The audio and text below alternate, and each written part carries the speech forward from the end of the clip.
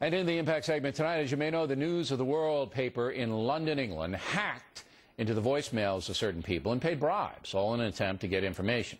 That situation is causing major problems for the parent company News Corporation, which also owns Fox News. Joining us now from London, Fox News correspondent Amy Kellogg was following the story closely. Do the folks over there, the regular people, do they care about this big press battle? Bill, I don't think there's a simple answer to that. There certainly are people who are loyal readers of Rupert Murdoch's newspapers here, and they will continue to be. And I think they probably always assumed that there were some unethical practices used behind those screaming headlines that make you want to run out and buy those papers. But there are people who have been outraged by the hacking. It started out years ago, as you know, with the phones of celebrities and royals, and I think people thought that was somewhat amusing. But when it came to hacking into the phones of murder victims and terrorist victims, there were people who were quite outraged by that and called in to put pressure on people who were buying advertisements in the papers, and so advertisers pulled out. And then also, Bill, there's the other aspect here, which is it's gone beyond media. It's now touching the police, it's touching government at the highest levels. Yeah, it's going up and so up and up because, historically, the press in England has a relationship, as they do in Washington, with the power people. But there was a hacking of a little girl, right, that really galvanized the folks around the story, a little English girl. Tell us about that. Right. That was back in 2002, 2003, and Millie Dowler went missing. And in the period during which she was missing, she was ultimately murdered. But in that period, allegedly, News of the World hired a private detective to hack into her voicemail, supposedly to delete some messages and free up space so they could tap into potential new leads, people calling that voicemail.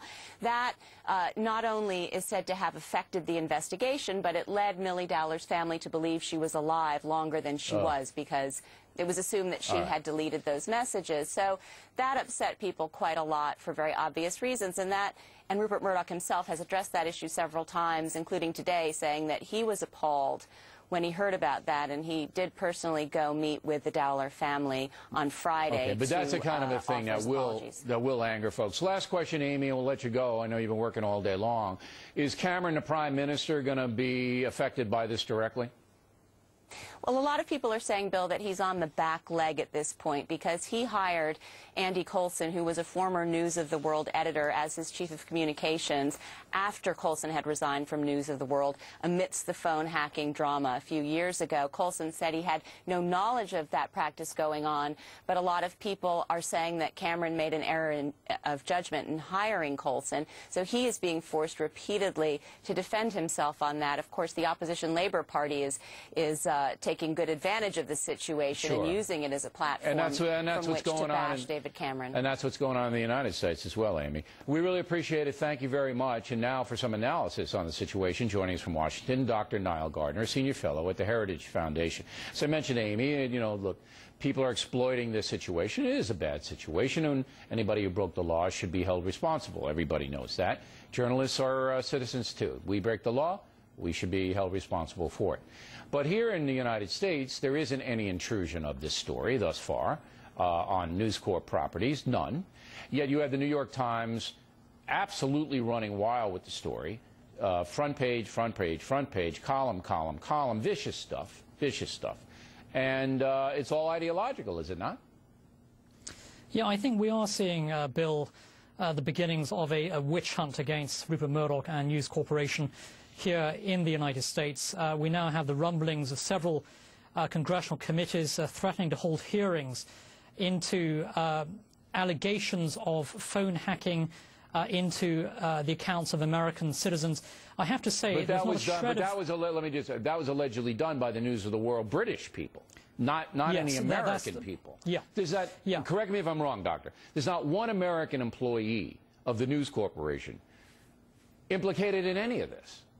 Yeah, that's absolutely right. There's not a shred of evidence whatsoever that the U.S. side of News Corporation has been involved in any of these scandals hitting Britain at this time. An allegation has been made by the Daily Mirror that journalists of the News of the World may have hacked into the phone accounts of some U.S. citizens. again, that is a claim made against the News of the World. There is no real evidence to back that up either. Okay. So now, you used to work for Margaret Thatcher, correct? Yes, that's correct. Okay, now correct me if I'm wrong, but there's a difference between Fleet Street, where these newspapers in London are located, and American journalism. Isn't there a big difference? Yeah, we do have a far more aggressive press in the United Kingdom. It's also a press that is far less deferential towards politicians. I would describe the British press as probably the freest on the face of the earth. It would be very unfortunate, I think, if in the wake of this News of the World scandal that we see a whole new wave of regulation coming in, limiting the freedom of the British press. Why do you say that, though? If money is changing hands and people are being bought, and Scotland Yard booted the investigation, as it looks like they did, and influence was peddled all over the place and laws were broken, don't you think there should be some more oversight over there? No, I think we have rules in place in the United Kingdom to deal with illegal activity by journalists, and we've already seen a whole array of journalists being arrested. We've seen the resignations of several police officers. After all, police officers were bribed in this scandal.